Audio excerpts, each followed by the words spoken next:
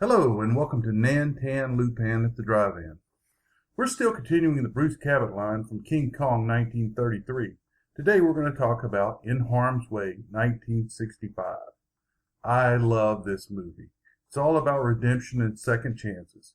It also shows how important getting breaks from friends are. The title of the film comes from a quote by Revolutionary War Captain John Paul Jones. Quote, "I wish to have no connection with any ship that does not sail fast, for I intend to go in harm's way." Unquote. The movie follows a group of people starting the night before the attack on Pearl Harbor and continues with them through the turning tide where the American Navy starts winning the war in the Pacific. It is loosely based on the Battle of Guadalcanal during World War II. As each character falls from grace, they are given a reprieve, often with the help of a friend. In the same way, the USA is given a second chance after they fail to prepare for the coming war. For clarification, I will use a system made famous by American anthropologist Marshall Sahlins. He wrote of pig exchange in New Guinea, which is known as the big man political system. In essence, you give a man a pig, he owes you. If you take a pig from a man, you owe him. The man that gives away the most pigs is the big man. I will use this system to show the second chances that are given and taken in this movie. This movie was directed by Otto Preminger, who was a pretty mean guy, but was great at making movies. In his autobiography, John Huston stated that Preminger was so mean to Tom Tyrone that Tyrone almost left the movie business at this time. Preminger took the same tack with Kirk Douglas. Douglas walked over to Preminger, stood nose to nose, and calmly said, "Are you talking to me?" And he was never bothered again. Preminger had 42 directing credits and 12 acting credits. I am most concerned with the middle part of his career, and I want to mention a few of the movies including Carmen Jones, 1954, The Man with the Golden Arm, 1955, The Court Martial of Billy Mitchell, 1955, Porgy and Bess, 1959, Anatomy of a Murder, 1959, Exodus, 1960, and Advise and Consent, 1962. The single acting credit that I want to mention is the 1953 Stalag 17, where he played the sadistic POW camp commandant von Scherbach. He was born in Austria-Hungary, but he played the part to the nines. In Harm's Way is an epic movie with an all-star cast, so it will take a while to go through the list of actors, so I'll try to be as concise as possible. We will begin, of course, with John Wayne, who is quite believable as Captain Rockwell Rock Torrey, hard as nails Navy skipper that is willing to give up all for the military. Wayne never served in the military and used the excuse that it would interrupt his career. Ask the guys that were drafted into World War II how they feel about that. The old friend of Rock was Commander Paul Eddington, who was played by Kirk Douglas. Douglas wrote that Wayne wanted him for the role. He was surprised because they had extremely diverse political opinions. However, they became friends and starred in The War Wagon in 1967 together. Wayne made a cameo in Douglas's Ode to Israel, Cast a Giant's Shadow, 1966. Douglas made so many fine movies that I will only mention a few. The ones I've chosen to mention are The Man from Snowy River, 1982, 7 Days in May, 1964, Spartacus, 1960, The Vikings, 1958, that I only mention because it's an earlier telling of the Ragnar Lothbrok story, Paths of Glory, 1957, and Lust for Life, 1956. Douglas served in the Navy during World War II. Patricia Neal played the role of Lieutenant Maggie Hayes, nurse and love interest of Rock Torrey.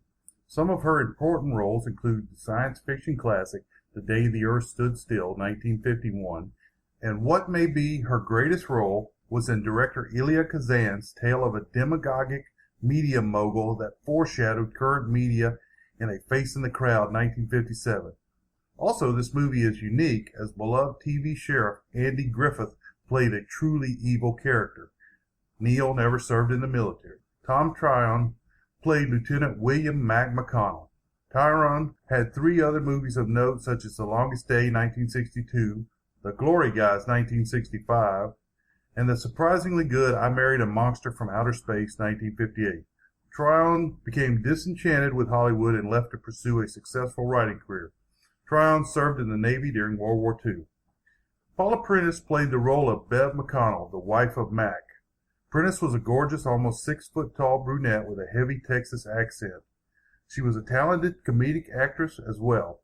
She is married to Richard Benjamin, who was a director and starred in Love at First Bite, 1979. Prentice's movies include The Stepford Wives, 1975, Follow the Boys, 1963, and Where the Boys Are, where she played the role of Tuggle. Prentice never served in the military. Brandon DeWild played Ensign Jeremy Jer Torrey, the son of Rock Torrey. His first role was a biggie. He played Joey in Shane, 1953. Remember the line, "Shane, come back"? He received an Oscar nomination for that role. He had another big role in HUD, 1963, starring Paul Newman and Patricia Neal. Unfortunately, his life ended at the age of 30 from a traffic accident. Wilde never served in the military. Jill Hayworth played Ensign Annalee Dorn, the ill-fated love interest of Ensign Torrey. Discovered by Otto Preminger, she performed perfectly in the role of Sal Minio's ill-fated Jewish girlfriend in the epic Exodus, 1960.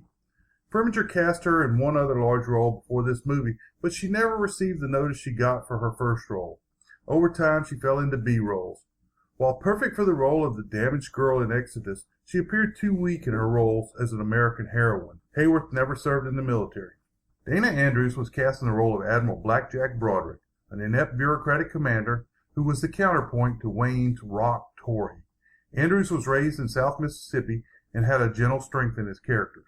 Andrew was the president of the Screen Actors Guild for 3 years and had 107 acting credits. I only mentioned 3 of his films. First, The Battle of the Bulge, 1965, where he played an Army version of Admiral Broderick. In The Best Years of Our Life, 1946, Andrews shined in the role of a fallen World War II aviator. And in the Oxbow Incident, 1943, Andrews played a man falsely accused of cattle rustling, and this may be his finest role. Andrews never served in the military. Burgess Meredith played Commander Egan Powell, a naval intelligence officer with a Hollywood connection. Meredith was a character actor that had a great, long, and varied career. The older crowd knows him as the Penguin from the Batman television show. A slightly older crowd will remember him as Mick in the Rocky series. However, I will remember him from Of Mice and Men, 1939, and a light little comedy, Foul Play, 1978, where he was cast with Goldie Hawn and Chevy Chase. Meredith served in the Army Air Corps during World War II. Patrick O'Neill played Commander Neil Owen. IMDb states that he was elegant heroics and elegant villainy. In this role, he nailed it as a slimy ex-congressman trying to make it through the war on wit alone. While he had 117 movie and television roles, I remember him most for Under Siege, 1992, where he played an inept commander of the battleship. O'Neill served in the Army Air Corps in World War II. George Kennedy had a small part in the movie as a gung-ho paramarine commander. Kennedy had almost 200 roles, but is perhaps best known for Cool Hand Luke, where he played Dragline, and The Dirty Dozen, both movies from 1967. Kennedy served in World War II. Slim Pickens, a real rodeo cowboy, had a small part in this movie. He is best known as Major Kong in Dr. Strangelove, or How I Learned to Stop Worrying and Love the Bomb, 1964, where he rode the atomic bomb like a saddle bronc. Pickens never served in the military. Henry Fonda had a small part in the movie, playing Sink Pack 2, according to the original credits. It was later changed to Admiral Nimitz. According to IMDb, Henry Fonda, who served in the Navy during World War II, stated, quote, "I don't want to be in a fake war in a studio," unquote. Other cast in this movie include Carol O'Connor, who served in the Merchant Marines in World War II, James Mitchum, Larry Hagman, who was in the Air Force during the Korean conflict, Christopher George, who was in the Marines during the Korean conflict, Hugh O'Brien, and of course Bruce Cabot, who was in the Army Air Corps in World War II. The movie starts the night before the attack on Pearl Harbor, 1941. Good guy Mac McConnell, Tom Tyrone, is dancing with his beautiful and loving wife, Beverly, played by Paula Prentice. On the other side of the dance floor is Liz Eddington, Barbara Bouchette, Dirty Dancing, Nobody Puts Baby in the Corner, with an Army Major, Hugh O'Brien, who was uncredited in the movie. Her husband, Paul Eddington, played by Kirk Douglas, is at sea. Good old Mac asks the band to play a slower song, giving the first pig to Eddington. Liz and the unnamed Major head to the beach to cavort and sleep off the booze. When the sun comes up on attack day, Rock Torrey, played by John Wayne, wakes to find Liz's husband, Paul Eddington, played by Kirk Douglas, hungover and missing revelry. Since Eddington is drinking himself silly because of his bad marriage to Liz, Rock gives him his final warning with the line, "Fish or cut bait," giving Eddington a pig. Good old Mac reports to his ship and is quickly informed that another destroyer is in contact with an unknown submarine. Tori gets the same message, but the attacking Japanese airplanes are already hitting the base. Good old Mac, a junior officer, orders his ship to sea, which could be his first mistake, possibly giving away a pig. Tori gathers all of the ships that escape the harbor to join him, which should give him a pig. Meanwhile, back at the beach, Liz and her lover jump in the car and speed towards Pearl Harbor. When a truck rounds the corner, they are forced off the cliff and die a fiery death. No second chances for these two, no pigs. Vice Admiral B.T. Broderick, played by Dana Andrews, urges Admiral Kimmel to position Tori's force in a defensive position, showing his weakness as a commander early on and losing a pig. But the commander orders Tori to find and destroy the enemy. Running low on fuel, Tori decides to stop zigzagging despite the threat from submarines. As could be expected, the Japanese submarine is quick to put 2 torpedoes into Tori's cruiser, causing him to lose at least 1 pig. Tori breaks his arm, and Eddington goes right to work saving the ship. Eddington's first redemption gives a pig back to Tori. Good old Mac sinks the sub with his destroyer, possibly earning redemption for leaving the dock without orders as he gathers a pig. For not zigzagging, they relieve Tori of his command and chain him to a desk. Eddington learns of his wife's death, and later, in a drunken haze, he attacks an army officer and ends up in the brig, costing him another pig. Tori gets him out of jail, but they are both on the outs. A few months later, while having his arm checked, Tori meets a nurse named Maggie Hayes, who is played by Patricia Neal. Later that night, Tori's roommate, Commander Egan Powell, played by Burgess Meredith, invites Tori to a party where he runs into Maggie, who lets him know that his estranged son, Jeremy Tori, played by Brandon DeWild, is in the Navy and dating Maggie's roommate, Anna Lee Dorney, played by Jill Hayward. Of course, this is the point in the movie where you find out that John Wayne's character is estranged from his wife and doesn't know his kid. Does that sound familiar? Tori visits Jerry at his PT boat for a little family reunion that doesn't go very well. Jerry does tell his dad that he is on Broderick's staff for Operation Skyhook. Jerry will be working with former Congressman Neil Owen, played by Patrick O'Neill, who is as greasy as Broderick is incompetent. A few weeks later, Powell shows up at Tori's office for lunch. They run into Jerry and Owen. Owen starts talking about Skyhook, and Powell shuts him down. That night, Tori and Maggie have a date and fall for each other. Owen slips away from Jerry and Anna Lee. She sees through the trick and breaks off with Jerry. A few days later, Powell returns to Tori's office and gives him a convoy routing assignment, a possible pig.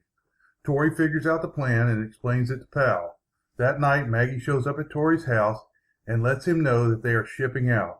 She takes off her shoes and the rest is left to imagination. I wouldn't want to really see that anyway. It takes Maggie about 3 weeks to reach Tulabon, where Eddington has gone almost completely native. Maggie introduces him to Anna Lee, who he shows immediate interest in. In Hawaii, Tori lets Bev know that good old Mac is missing in action. Bev shows Tori a letter that says all of the bad things that are happening are Broderick's fault. Later, Tori is summoned to Admiral Nimitz, Henry Fonda's house, where he is promoted to Rear Admiral and given command of Skyhook, herds of pigs. Just one catch. He is stuck with Broderick. Broderick is pissed, so he assigns Owen as a liaison, and he drags Jerry along. Tori uses his good fortune to make Eddington his chief of staff. Pig. This must be Eddington's 5th second chance. Tori goes to Gavabutu and meets an Australian coast watcher, Clayton Canfield, which is played by Stanley Holloway, and a gung-ho Marine paratroop battalion commanded by Colonel Gregory, George Kennedy. Tori and crew quickly suspect that Owen and Jerry are spies for Broderick. Tori promises Maggie he will be a better boyfriend.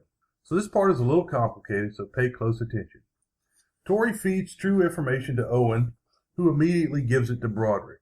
Broderick is playing the big man to the press when Tori changes the attack plan after it has already started. Eddington pimp slaps Owen and tells him to get off the island. Jerry is the only witness, but he decides to go back to his PT boats and the war rather than work with snakes. Jerry is totally impressed with his dad and Eddington, which now makes Eddington's next move more reprehensible, if that's possible.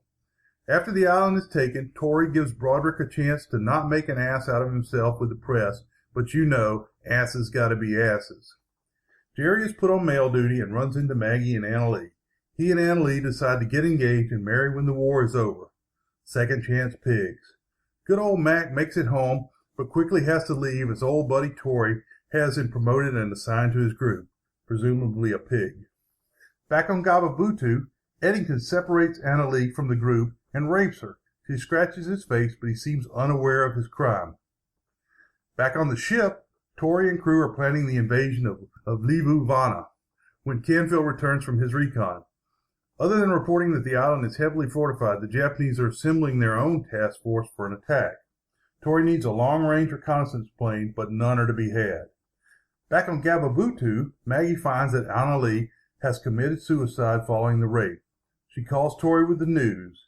Eddington asks what has happened, and Tori somberly tells him.